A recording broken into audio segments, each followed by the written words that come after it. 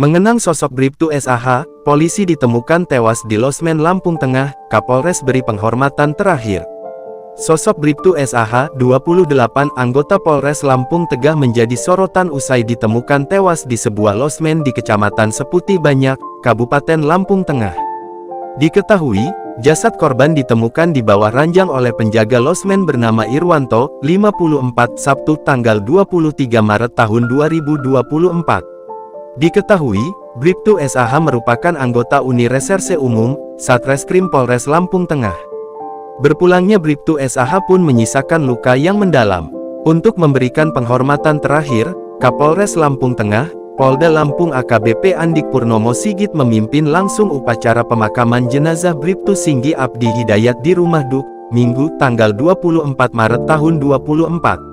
Upacara pemakaman yang diselenggarakan secara kedinasan tersebut diawali dengan pelepasan jenazah oleh pihak keluarga kepada institusi Polri yang diterima oleh Kapolres Lampung Tengah selaku Inspektur Upacara.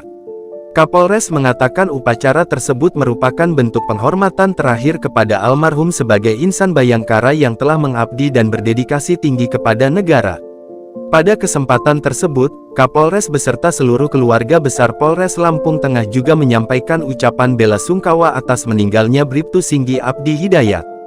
Selain itu, ia juga meminta agar seluruh personel Polres Lampung Tengah maupun masyarakat di lingkungan sekitar bisa memaafkan kesalahan mendiang Bribtu Singgi semasa hidupnya. Diberitakan sebelumnya, pihak kepolisian telah berhasil mengamankan pelaku yang diduga membunuh Bribtu SAH. AKBP Andik Purnomo Sigit mengatakan, pelaku AEA 17 melakukan pembunuhan karena ingin menguasai harta benda korban. Ketika korban tidak berdaya, pada saat itulah dimanfaatkan oleh pelaku untuk mengeksekusi korban, lalu pelaku mengambil harta benda milik korban, jelas Kapolres.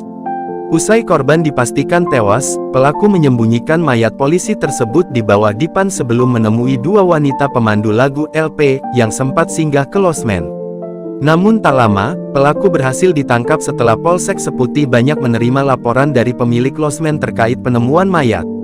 Bahkan pelaku diringkus hanya dalam waktu kurang dari 3 jam sebelum ABG tersebut berhasil kabur.